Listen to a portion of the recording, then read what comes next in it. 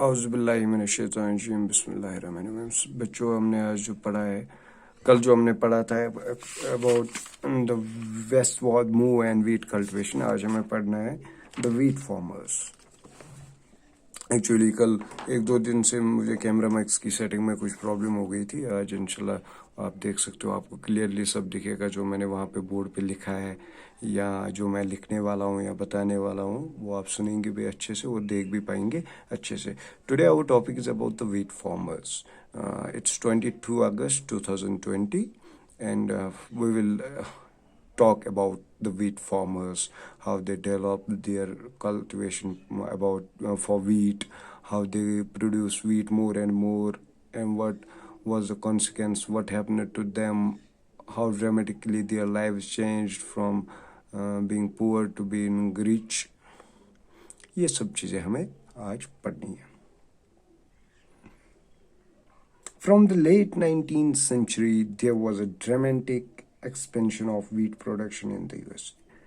बोला जाता है कि लेट 19th सेंचुरी में वहाँ पे एक ड्रामेटिक एक्सपेंशन आया जिसने वीट प्रोडक्शन की कल्टीवेशन को चेंज किया यूएसए में। The urban population in the USA was growing and the export market was becoming ever bigger. तो क्या बोल रहे हैं कि जो अर्बन पॉपुलेशन थी यूएसए में वो ज़्यादा ग्रो होने लगी क्योंकि इसका जो एक्सपोर्ट मार्केट था वो बढ़ता ही गया, बिगर ही बिगर बनता गया। वो एक्सपोर्ट मार्केट जो था वीट प्रोडक्शन का, तो यही हम पढ़ रहे हैं कि जो लेट 19th सेंचुरी में जो ड्रामेटिक एक्सपेंशन आया वीट प्रोडक्शन का यूएसए में, जो अर्बन पॉपुलेशन थी यूएसए में, उन्होंने ग्रो किया, वो उनकी पॉपुलेशन ग्रो हो रही थी। उन्होंने क्या देखा कि जो एक्सपोर्ट मार्केट है वो एवर बिकमिंग बिग बन रहा था। Encouraging farmers to produce wheat, और इनकरेज कर रहा था फार्मर्स को। वो एक्सपोर्ट मार्केट, इन लोगों का जो मार्केट था वहाँ पे जो एक्सपोर्ट ये करते थे प्रोडक्ट्स, उन्होंने देखा कि ये बहुत ज़्यादा हो रहा है और डिमांड इंक्रीज हो रही है। एज द डिमांड इंक्रीज, जो वीट प्राइसेस है, जो रोज है, वीट प्राइस का रोज जो है, encouraging farmers to produce wheat, उनको एनकरेज कर रहा था कि आप वीट को प्रोड्यूस करें। The spread of the railways made it easy to transport the grain from the wheat growing regions to the eastern coast for export. क्या बोल रहे हैं कि जो वीट की डिमांड बढ़ गई, जिसने फार्मर्स को एनकरेज किया कि उनको वीट प्रोड्यूस करना चाहिए, और जो रेलवे स्प्रेड हुई from region to region, from village to village, from city to city, the railway spread made it easy to transport. उनके लिए वो इजी हो गया ट्रांसपोर्ट करना ग्रेन को फ्रॉम वीट ग्रोइंग रीजन्स, जहाँ पे वीट ग्रोइंग रीजन्स होते थे, to the eastern coast for export. उनको ईस्टर्न कोस्ट तक पहुंचाने के लिए, उनको एक्सपोर्ट करने के लिए रेलवेज उनका सबसे अच्छा माध्यम बन गया।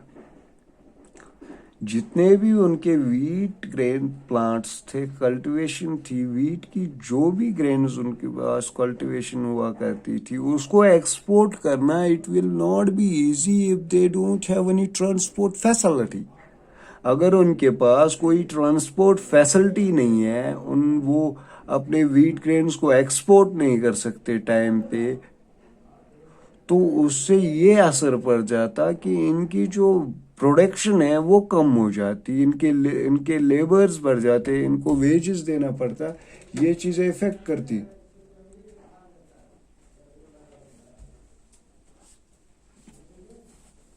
क्या भाई, सॉरी थोड़ी डिस्टर्बेंस आ गई थी बीच में।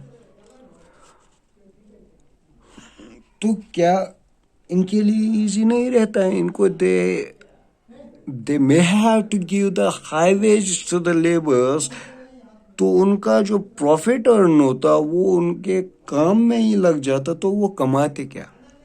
अपनी फैमिलीज को कैसे सर्वाइव कर पाते? तो लेकिन जब रेलवेज का स्प्रेड हुआ, इससे क्या हो गया कि इनको village to village, town to town, district to district, city to city, country to country पहुंचाने में ये सफल रहे railways through.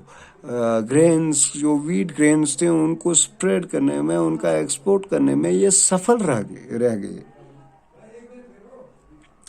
By the early 20th century, tile demand became even higher. लेकिन क्या हुआ, जो 20th सेंचुरी आई, जो टाइल डिमांड थी वो ज़्यादा बढ़ने लगी, became even higher। किससे? वीट प्रोडक्शन से भी। And during the First World War, the world market boomed।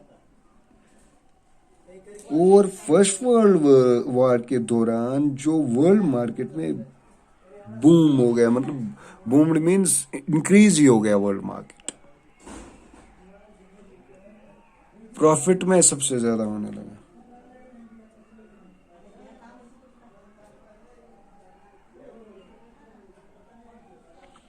रेशियन supplies of wheat were cut off. जो रेशियन सप्लाईज थी वीट की वो रोकी गई, and the USA had to feed Europe. और यूएसए को अब यूरोप को खिलाना पड़ा। ये फर्स्ट वर्ल्ड वॉर की बात है बच्चों। फर्स्ट वर्ल्ड वॉर में जो मार्केट को, वर्ल्ड मार्केट जो बूम हो गया, उससे ये हो गया कि रशिया का जो राइस कल्टीवेशन था वो कट ऑफ हो गया। राइस एक्सपोर्ट, जो वीट एक्सपोर्ट था वो कट ऑफ हो गया। और यूएसए को अब किसको खिलाना पड़ा? यूरोप को। US president Wilson called upon farmers. US president जो थे, इन्होंने विल्सन को, जो वहां पे विल्सन था प्रेसिडेंट, तो उन्होंने क्या किया कि उन्होंने फार्मर्स को कॉल अप किया, उनको बुलाया, मीटिंग की उनके, to respond to the need of the time. उनको देखना था कि हम क्या रिस्पॉन्स करेंगे, किस रिस्पॉन्स को से अपने टाइम को भी बचाएंगे और रिसोर्स भी जल्दी आ जाएंगे। Plant more wheat, wheat will win the war, he said. आप वीट को सबसे ज्यादा प्लांट करो और wheat will win the war. और खाना ही जो वीट है, यही हमें जिता सकता है वार में, he said. In 1910 about 45 million acres of land in the USA was under wheat. 1910 में 45 मिलियन एकर्स, 45 मिलियन एकर्स जो लैंड की थी, उसमें यूएसए ने वीट को प्रोड्यूस करना शुरू कर दिया। 9 years later, 9 साल बाद, द एरिया हैड एक्सपेंडेड। 9 साल बाद वही एरिया एक्सपेंड हो गया वीट कल्टीवेशन का, 74 मिलियन एकर्स। और अब पहले 45 मिलियन एकर्स थे 1910 में, अब 74 मिलियन एकर्स हो गए। एन इंक्रीज ऑफ अबाउट 65%, और इंक्रीज 65% हो गया। Most of the increase was in the great plains. जो सबसे ज्यादा इंक्रीज देखी गई वो ग्रेट प्लेन्स में थी, where new areas were being plucked to extend cultivation. जो ग्रेट प्लेन्स में जो एरियाज थे उनको प्लव किया गया और टू एक्सटेंड कल्टीवेशन के लिए। In many cases big farmers, the wheat barons controlled as much as 20,000 to 30,000, 2,000, sorry, my mistake, controlled as much as 2,000 to 3,000 acres of land individually। तो क्या हुआ, जो बिग फार्मर्स थे, जो वीट बैरोन्स थे, उन्होंने 2,000 से 3,000 एकर्स तक खुद ही कंट्रोल करने लगे, इतने एकर्स को। तो इंशाल्लाह ये हमने आज के बारे में पढ़ा, the wheat farmers. Now tomorrow we will talk about the coming of new technology. Now we don't have to read much more about in this chapter. It's going to be end within 2-4 days, I think so. But it's one of the biggest chapter. longest chapter, I can say, not biggest, longest chapter as seen yet in the history book. So it will take more 3 to 4 days. Today you will learn the wheat farmers in your own way. You will encourage yourself how to read, and then you will revise all that what we have given to you by means of me, what I have told you, what the lessons I have taught you, what topics I have taught you.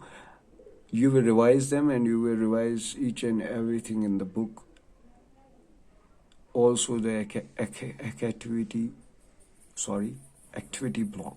Okay, so have a nice day.